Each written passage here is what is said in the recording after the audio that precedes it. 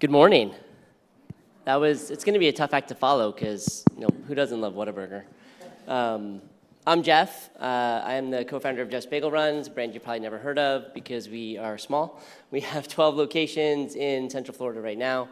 8 in Central Florida, like 4 more in the Southeast. We're building, we're growing. We're going to try to open 30 stores this year, which is ambitious, and we got about 90 in development. So it's going to be a good time. I'm going to let my panel introduce themselves, and then we'll jump right into everyone's favorite topic, omnichannel marketing. Right on, thanks. My name's Ha. I am the CMO at Pokeworks.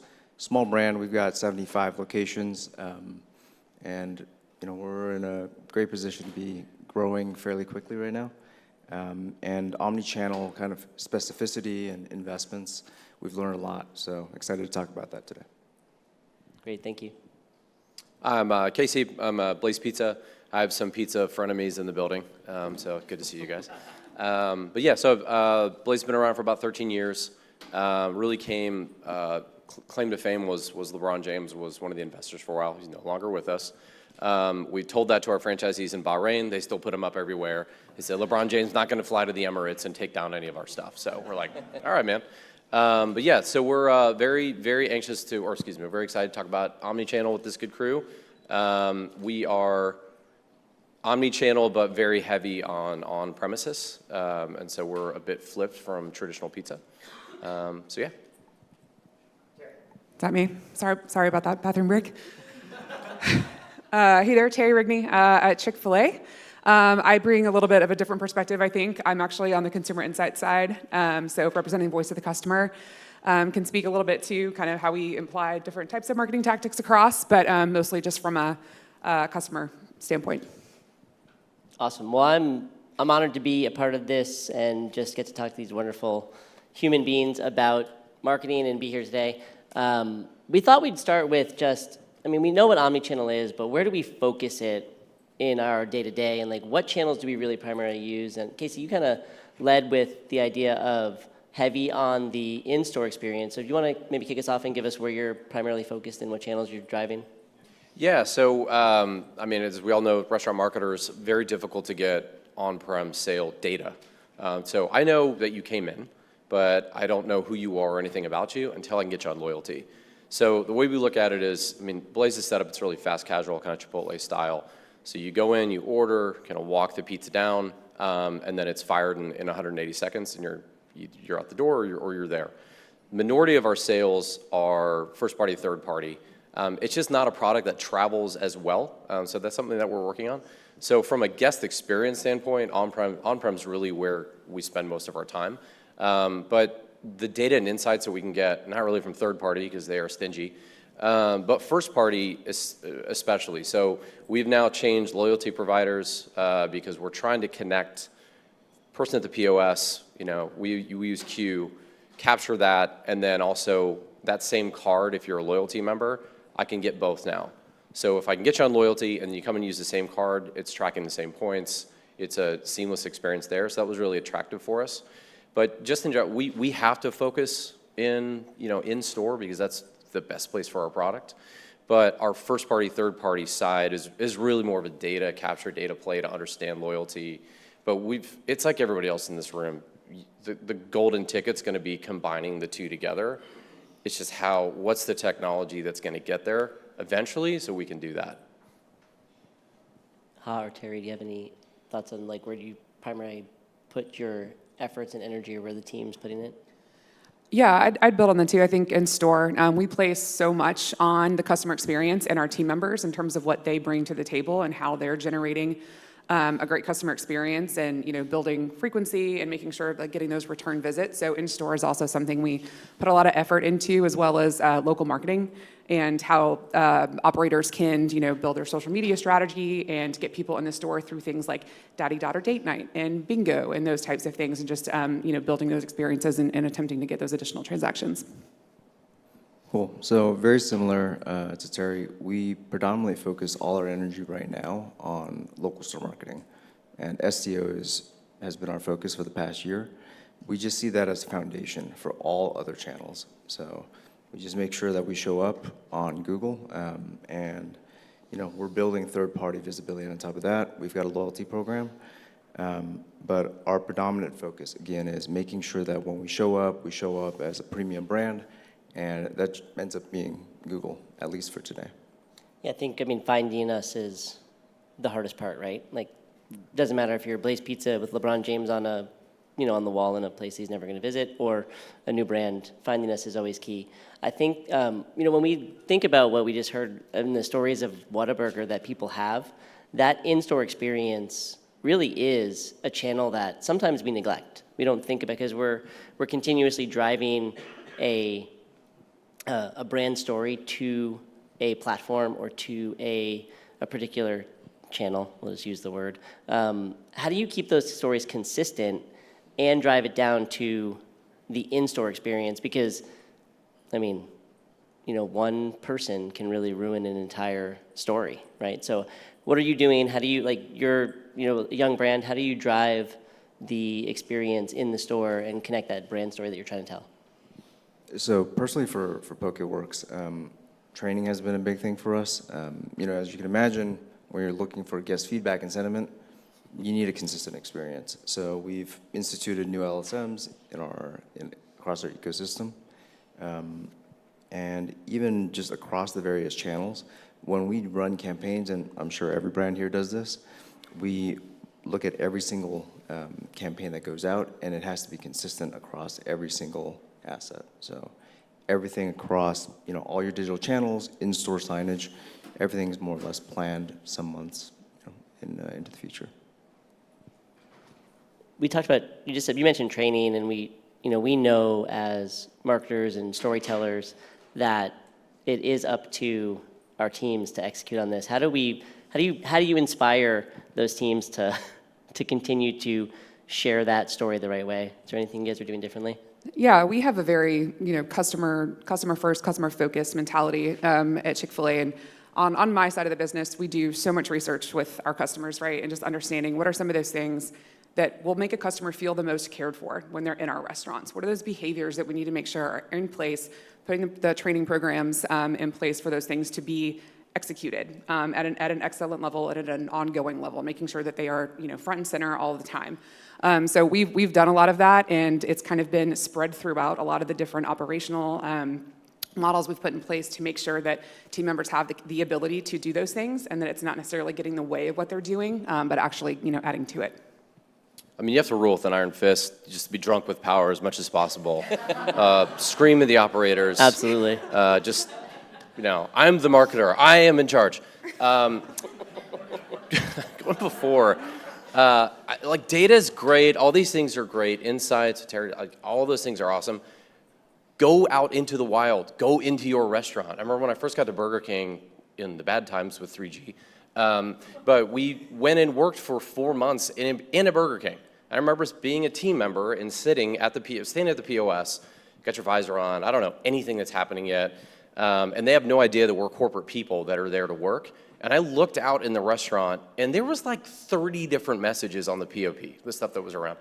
I had no idea what, first of all, our guest was supposed to buy, but as a team member, what do you want me to talk about? It was extremely confusing. So that was one of the best insights of looking at it from a team member's perspective. And it sounds simple, but it is true. We throw so much at them.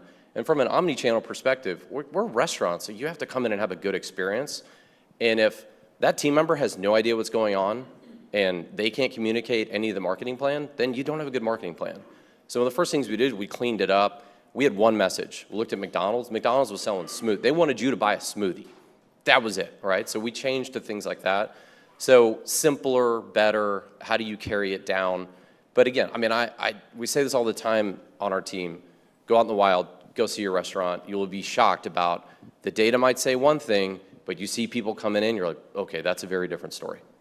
Yeah, we do a similar thing. We just had a company-wide meeting back in February, and we were very much encouraged to be a customer, right? Be a worker, understand kind of what some of those challenges are, and what are you seeing, right, when you are out in the wild? What are some of those things that are not necessarily in balance that you could help fix? That walk a mile in my shoes becomes so valuable And when we're thinking about that through the customer's lens, because they're trying to sort through all this as well, and they have all these things. They have a mobile app, they've got their loyalty pushes coming, they're looking at you on social media. Maybe they got a direct mail because, as a young brand, direct mail still works really great for us. So thanks to the direct mail folks in the room. 11% return rate on something like that is really great for us. It's tremendous. These are my notes on the ground now. I am caseless as well, so if anybody else wants to join me in that broken phone. It's the ultimate form of wealth is being caseless. I wish it was wealth. I'm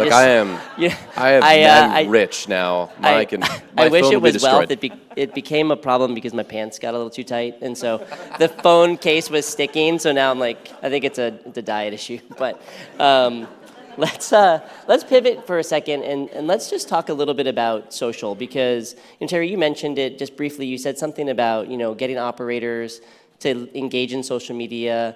We had a pre-call and we discussed this a little bit, and like social media, it feels like it's the biggest thing in the room.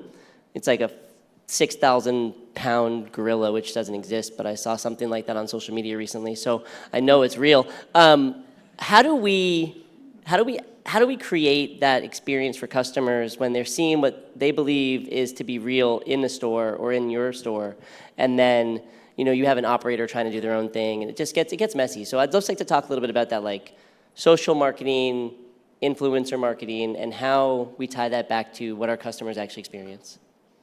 So I know you have 7 million followers or something like that on Chick-fil-A, so you can start. Interestingly enough, though, we don't do a ton on traditional social. I don't know if you guys have really ever seen. There's not a lot. We don't partner with influencers. We are currently not on TikTok. There's, we'll talk about that later. Some pretty strong opinions about whether we should or shouldn't. But what we've really found is that in terms of being a brand voice on social, that we don't necessarily want to do that. We want to give our operators the power to do that. We feel like that connection is just going to be so much stronger when they see at the local level, when they see operators when customers are engaging with these operators pretty much every time they come into the restaurant. They know specific team members' names.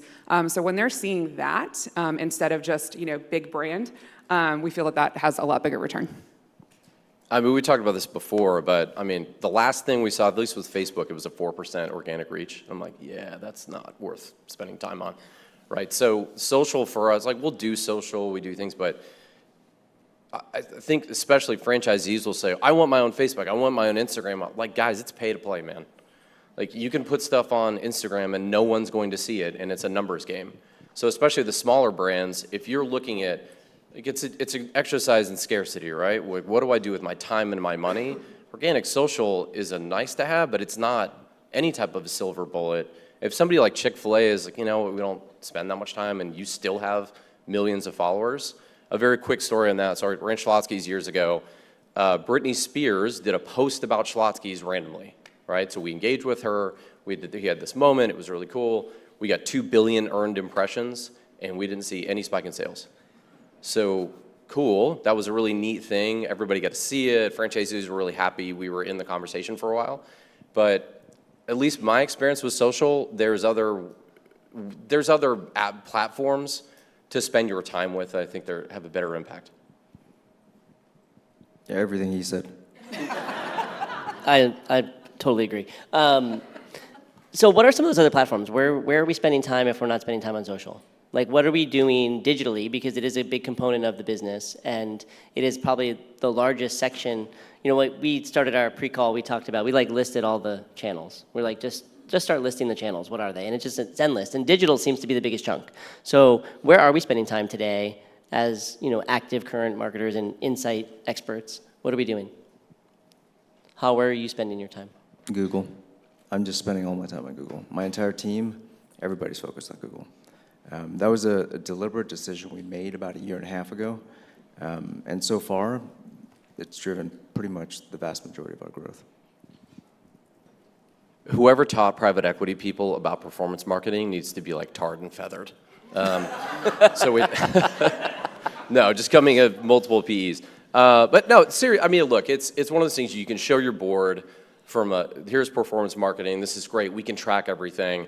We had a 61-cent ROAS, right, on our performance marketing. It just was not moving because the minority of our sales are digital that we can actually track. The major majority we can't track. We don't really know if you're coming in. I know they're talking with some vendors. There's ways around that with tracking, which is music to our ears, right? But where we're spending most of our time, I think Whataburger's dead on. We've stopped telling stories as brands. We've gone really hard into below-the-line performance, and there's not that emotional connection at a Performance Max buy. So we're trying to do way more on brand building, telling stories, running like CTV and OTV, which is great because it's a little bit of both. But I think that's where we're trying to spend a lot more of our time coming out of just spend 100% of your time on performance marketing because we can show the board we actually justify our existence and go into more long-term brand building. Let's explore that for a little bit because I think as we as consumers are inundated with storytelling. And so it's everywhere. I mean, and it's coming to us in our stores in a kiosk format sometimes where we're placing an order, there's a pop-up, and then you've got, if you're on Google and you're searching your website, there's more storytelling coming at you. How do we filter that down to the relevant pieces that our consumers gonna action on? What are the things that you're seeing are working for you, and how are you actually, someone finds you on Google, how do you get them to the store? What's driving them there? What story captures their attention enough to pull them in? I love this question. So a couple of things. I think just given where we are as a young brand, we've had to be really careful and cautious with where we spend our resources, our time, our budget. And what we discovered was that, you could be telling a story, but your story might show up at, 1:30 a.m. when somebody's just like doom scrolling Instagram and TikTok. They're not hungry at that time.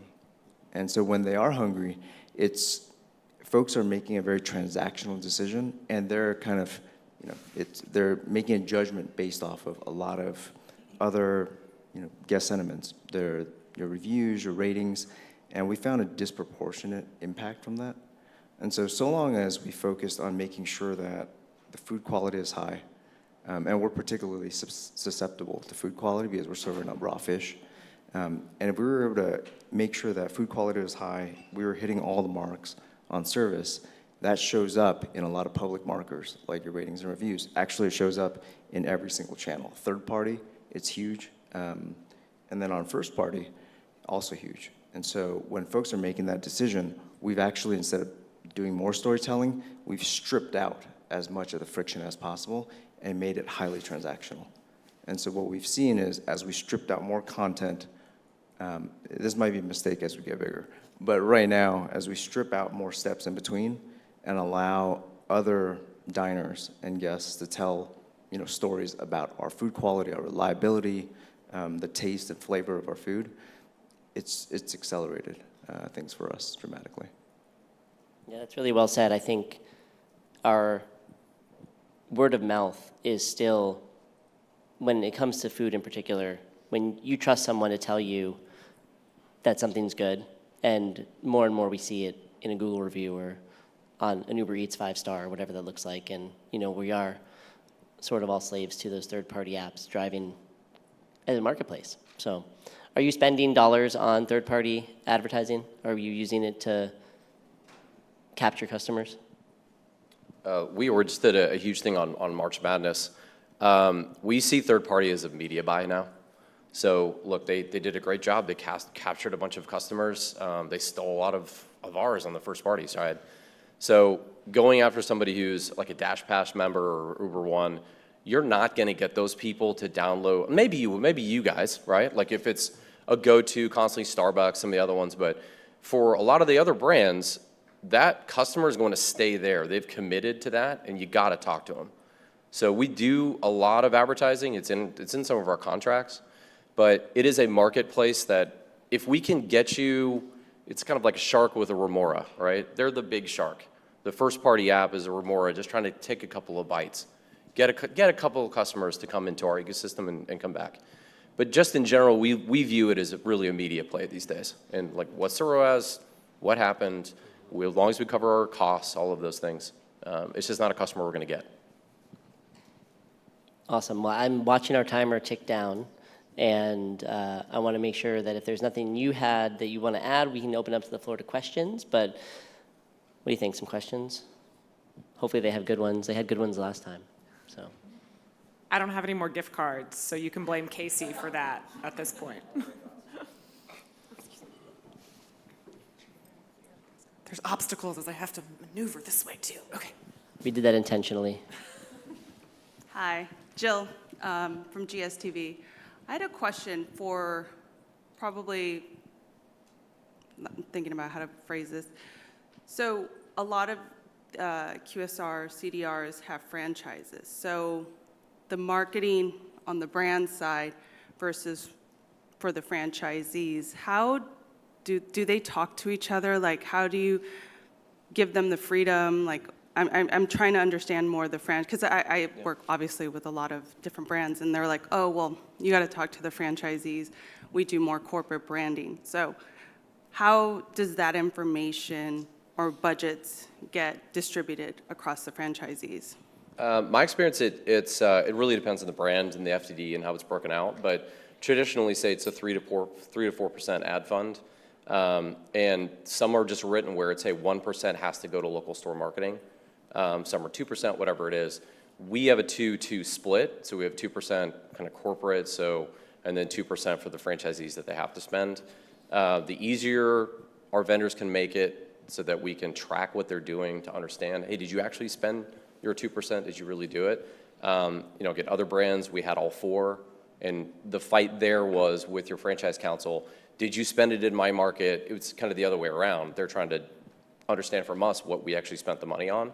So we can't do all brand building. We have to have some, again, I'm like hating on performance marketing, but it does work. It's got its role. I think we're just over-indexing into it. So for us in particular, we've got a 2-2 split, and we have that strategy. Franchisee, you're responsible for your 2 to 3 mile trade area. Go hard. Here's a bunch of tools. Here's a bunch of content. We've got to monitor and make sure you're actually doing it, but sales will tell us. And then that frees up the 2% on our side.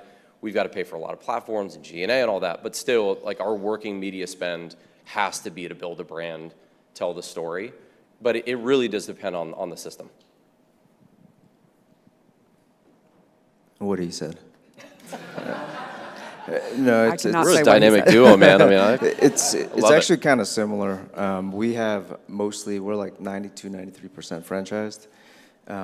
And we've kind of shifted course the past year and a half, where we were quite opaque previously. But now, we're up on the stage every quarter with our franchisees. And we have to articulate, here's where more or less every dollar went. Here's all the campaigns that failed to meet our performance markers.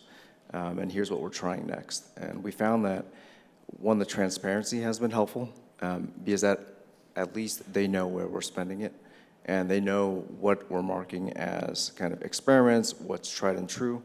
And whatever works, we are very transparent that we're going to scale up. But the one thing about the brand marketing aspect is we're very fortunate in that they've given us a pass on not spending too much or investing too much on the brand side. And everything else is performance, which is highly trackable. So. Great question. I have one over here.